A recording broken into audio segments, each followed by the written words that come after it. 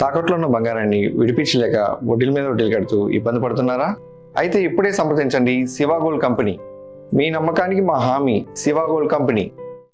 వర్షాభావ ప్రాంతాల్లో భూసారం పెంచి నీటి భద్రత బలోపేతానికి వీలుగా కేంద్రం ప్రవేశపెట్టిన వాటర్ షెడ్ డెవలప్మెంట్ కాంపోనెంట్ విస్తరణకు కేంద్రం అడుగులు వేస్తోంది.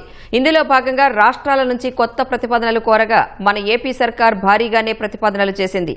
ఇంతకీ వాటర్ షెడ్ 3.0లో ప్రభుత్వ అంచనాలు ఎంత? ఈ కార్యక్రమంతో ఎలాంటి ప్రయోజనం కలగనుంది? వర్షపు నీటిని వడిసి పట్టడం, భూగర్భ జలాలను పెంచడం, వ్యవసాయ భూముల ఉత్పాదకతను మెరుగుపరచడమే లక్ష్యంగా కేంద్ర ప్రభుత్వం ప్రధానమంత్రి కృషి సంచాయి యోజనలో భాగంగా వాటర్ షెడ్ డెవలప్మెంట్ కాంపోనెంట్ 3.0ను అమలు చేయనుంది. ఇందులో భాగంగా రాష్ట్ర ప్రభుత్వం 3,520 కోట్లతో 406 ప్రాజెక్టులను ప్రతిపాదించింది. 5 ఏళ్లలో 16.10 లక్షల హెక్టార్లలో వాటర్ షెడ్ పనులు చేపట్టాలని టార్గెట్ పెట్టుకుంది. ఈ ప్రాజెక్టులు 19 జిల్లాలు, 4 ఐటీడీఏల పరిధిలో అమలు కానున్నాయి. ఇప్పటికే రాష్ట్రంలో వాటర్ షెడ్ డెవలప్మెంట్ కాంపోనెంట్ 2.0 కింద 555 కోట్ల వ్యయంతో 2.44 లక్షల హెక్టార్లలో 50 ప్రాజెక్టులు అమలవుతున్నాయి. 2021-22లో ప్రారంభమైన ఈ పనులు మరో 2 నెలల్లో పూర్తి కానున్నాయి.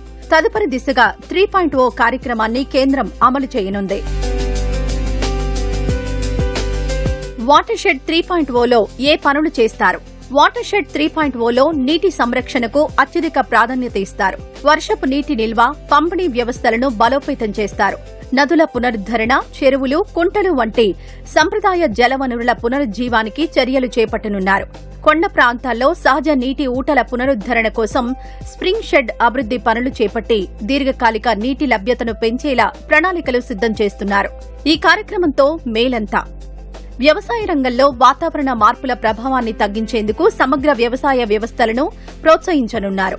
వాతావరణ సూచనల ఆధారంగా రైతులకు ముందస్తు హెచ్చరికలు, సాగు సూచనలు అందించి వర్షాభావం, అధిక వర్షాలు వంటి పరిస్థితులను ఎదుర్కొనేలా సన్నద్దం చేస్తారు.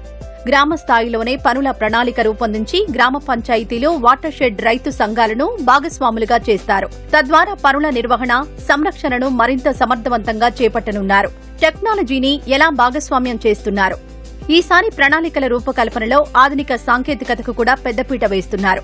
డ్రోన్లు, ఉపగ్రహ సాంకేతికతను వినియోగించి భూస్వరూపం, నీటి ప్రవాహ మార్గాలు, నీటి నిల్వ సామర్థ్యాన్ని ఖచ్చితంగా అంచనా వేస్తారు.